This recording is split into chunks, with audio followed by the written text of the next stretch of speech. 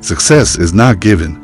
It is not handed out like candy to the hopeful or whispered gently to the dreamer. Success is war, and most people, they surrender before the first shot is even fired. They surrender not with a bang, but with a sigh. When the alarm goes off at 5 a.m. and they hit snooze, they surrender every time they say maybe later. It's not the right time. I'm tired. What's the point? They wave the white flag quietly by letting average become acceptable. They fall back not because they're weak, but because they've been lied to about what strength actually is. You've been told success is about being lucky, that it's about timing, that some people are just born with the golden touch. But here's the truth, unfiltered, success is a battlefield, and you don't win it with excuses. You win it with the kind of will that outlasts rejection, that bleeds, stumbles, and crawls and still moves forward. The kind that Thomas Edison had when his lab burned to the ground and he said, "Thank God, now we can start fresh." The kind that Henry Ford had when the world mocked his vision of an affordable automobile. The kind that every great man or woman possessed when the world told them no and they answered, "Watch me." But here's the secret they don't teach at school.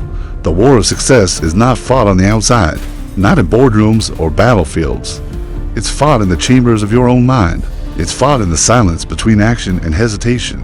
It's fought in your ability to hear your own voice, even when the noise of the world is deafening. Every day, you wake up with two choices: to sharpen your sword or polish your chains. One path leads to power, the other to polite slavery, because comfort is a drug. It numbs you, kills your ambition, makes you forget that you were born to build, not to beg. Look around. The masses live in quiet retreat, scrolling, waiting, complaining. They dress their fear as logic, their inaction as patience, their surrender as self-care. But the truth is, they're hiding from the mirror, from the voice inside that whispers, "You're made for more." You know that voice. It visits you at night, when you're alone, when the noise is gone and all that's left is you, raw, unfiltered, staring at the ceiling, wondering, what if I went all in? Not 70%, not 90%, all in. What if you treated your life like war? Not war with others, but war with your lower self, your weak self, the version of you that wants to stay the same, stay small, stay safe. Because success doesn't come to the most gifted, it comes to the most disciplined. Discipline, the sharpest weapon in the warrior's arsenal, the blade that cuts through distraction, the shield that blocks doubt. Without discipline, desire is just a dream. But with discipline, even the impossible bends to your will. Think about every legend you admire. They weren't just dreamers. They were disciplined to the point of obsession. Napoleon Hill wrote, "Whatever the mind can conceive and believe, it can achieve. But belief without action is delusion. Belief without sweat is fantasy." You must become the kind of person who acts regardless of how you feel, who does what's necessary, even when it's inconvenient, even when it's thankless, even when it's invisible. Because success is quiet. It doesn't announce itself. It rewards those who prepare in private. You want to win this war? Then train in silence. Bleed in practice. Sharpen your mind like a sword until nothing, and I mean nothing, can shake it. The world is not against you. It's just indifferent. It waits to see if you're serious. If you'll keep going after your idea is laughed at, after your friends stop believing in you, after the first 5 failures gut punch your ego and whisper, "See, you're not special." That's when the war begins. Not at the starting line, but after the 3rd time you get up from the floor with blood on your teeth. After the 10th door slams in your face and you still have the nerve to knock again. You think Steve Jobs built Apple without rejection? You think Walt Disney didn't stare into bankruptcy with trembling hands? They were laughed at, rejected, broke, but they didn't surrender. They knew something most never learn. Success is not about the size of your talent. It's about the size of your decision. Decision is where your power begins, not desire, not inspiration, not motivation. Decision, cold, final, non-negotiable. Because when you truly decide, every cell in your body aligns. The mind quiets, excuses vanish, and something ancient inside you rises, the fighter who remembers. You were not born to blend in. Most people will never decide. They'll flirt with change. They'll dance around their dreams, but they won't commit. Because commitment means responsibility. It means failure is yours to own. It means there's no one left to blame. and that terrifies them, so they stay on the sidelines, safe, lukewarm, forgettable. They live in the land of almost started the business, almost got in shape, almost fixed the marriage, almost wrote the book, almost became who they were meant to be.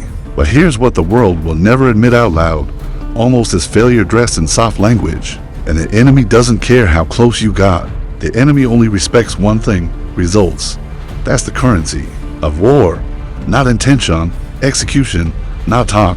Transformation. And execution requires one thing above all else: clarity. Clarity is your map in the fog, your compass when your emotions try to lie to you, when you're tired, lost, surrounded by doubt. Clarity says, this is where we're going, no matter what. You want to know why most people give up? Because they never got clear. They never sat in silence and demanded an answer from their own soul. What do I want? Why does it matter? What will I sacrifice for it? When you lack clarity, every obstacle feels like a wall. But when your vision is clear, obstacles become steps. They become proof that you're on the right path. Because if the path was empty, if it was in line with resistance, it wouldn't be the road to greatness. It would be the road to mediocrity. Let me say this again for the ones who need to hear it. The obstacle is not in your way. It is the way. When Lincoln faced ridicule, war, betrayal, he didn't fold. He leaned into the fire because he had clarity, because he had purpose. A purpose is the ultimate multiplier of human potential. Without purpose, you'll fold at the first sign of pain. But when you know why you fight, you can endure anything. Loneliness, bankruptcy, loss, silence, failure. Pain with purpose becomes power, but pain without purpose, that's what breaks people. So find your reason. Write it in blood across your heart. Tattoo it to your discipline, because purpose isn't cute. It isn't trendy.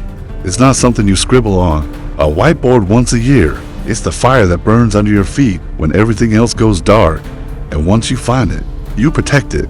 You guard it like a soldier at the gate, because distraction is the modern battlefield. And every ping, every scroll, every like is a bullet aimed at your focus. The enemy doesn't need to defeat you. It just needs to distract you, to scatter your attention into 1,000 worthless pieces, to keep you busy being busy instead of becoming legendary. But not you.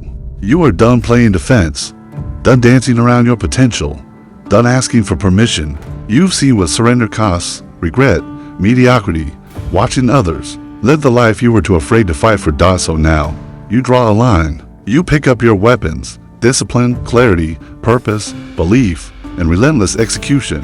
You build your days like a general prepares for war, with precision, with intensity, with zero tolerance for weakness. You cut off what no longer serves you. You bury your distractions. You delete the apps, the habits, the people that drain your mission.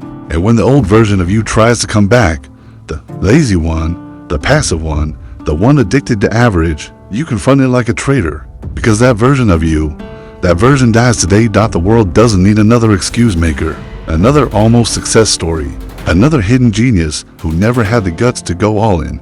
The world needs warriors of excellence, builders, doers, finishers. The kind of people who don't ask, is this going to be hard? But instead ask, is this going to be worth it? The kind of people who walk alone if they have to, because their vision doesn't need an entourage. It just needs a decision. And that decision is made daily. Not once, not on January 1st, not on your birthday. Daily, in every choice you make, in every task you execute, in every moment you choose power over pleasure. This is your war, and no one's coming to save you. No one is coming to save you. Not the government, not your boss, not your family, not even luck, and certainly not motivation, because motivation is a mood, and success is not built on moods. It's built on movement. You don't get rich by feeling like it. You get rich by doing it. When it's raining, when you're sore, when you're unseen, when you're unappreciated, when you're on your knees with nothing but grit and breath left. Success is war, and you better be willing to fight when no one claps, to march when no one follows, to build when the world watches you with indifference or doubt. Because those who win are not lucky. They're loyal to their standards, loyal to their grind, loyal to a version of themselves that hasn't even arrived yet, but they show up for it anyway. That's called faith with feet, and the battlefield tests you. It asks, Will you keep showing up when the applause fades, when your plan collapses, when your bank account mocks your ambition, when your friends stop believing and start whispering? Will you keep going, or will you surrender? Because surrender doesn't happen in one big moment. It's death by 1,000 compromises. One skipped workout, one late morning, one unchecked habit, one ignored voice that says, get up, move, fight. And suddenly, you're no longer a warrior. You're a wanderer, moving through life with no edge, no fire, no claim. But you were not built for that. You were not built to coast. You were not built to blend. You were not built to sit in traffic for 40 years and then die with potential still locked inside you. You were built for greatness, but greatness has a toll, and the price is pain. The price is loss. The price is sacrifice. You think Carnegie built empires without sacrifice? You think Rockefeller didn't bleed for every dollar? These men didn't wish for success. They were forged by it. Every setback carved discipline. Every failure, a deeper hunger. Every win, a confirmation that suffering was not in vain. Because that's what greatness does. It repays pain with purpose, but only if you stay in the fight. And staying in the fight means you better fall in love with boredom, with repetition, with the grind no one sees. Because success is a series of invisible victories. The meals you skip, the books you read, the reps you push out when your muscles scream, the decisions you make when no one's watching. That's where champions are built, in private. And if you don't learn to master the quiet, you'll never conquer the chaos. So kill the idea that success should feel good. It's not a massage. It's not a weekend retreat. It's a lifelong campaign of war against your lesser nature. And yes, there will be scars. You will be tired. You will question everything. But here's the secret that breaks most people. The test comes before the reward. You must prove you're ready before life hands you the keys. You must bleed before you wear the crown. Because kings are not crowned in comfort. They're crowned in conflict. You want the empire, then you must first rule yourself, your appetites, your emotions, your excuses, your laziness, your pride. Because the battlefield doesn't care about your feelings. It doesn't care how hard your past was. It only wants to know one thing. Did you fight today? Did you earn your breath? Did you advance even 1 inch? Did you conquer the inner critic? The liar who says you're not ready, not worthy, not enough. If you did, then you're winning. Maybe not in trophies, maybe not in followers, but in soul. And the soul is what matters. Because when the lights are off and the world is quiet, only the warrior sleeps well. The one who fought with honor, who didn't back down, who didn't surrender. You want to know what regret feels like? Ask the ones who surrendered. Ask the ones who let fear dictate their path, who let the noise silence their dream. They'll tell you that regret doesn't shout, it whispers. What if? What if I had pushed harder? What if I had believed longer? What if I had acted when everything in me wanted to retreat? Don't let that be your story, because the war is now, and the enemy isn't out there. It's in your mirror, in your daily decisions, in your discipline or your delay. You can lose the day in inches, or win it with a single step of defiance. Defy your doubt, defy your fear, defy your past, and win.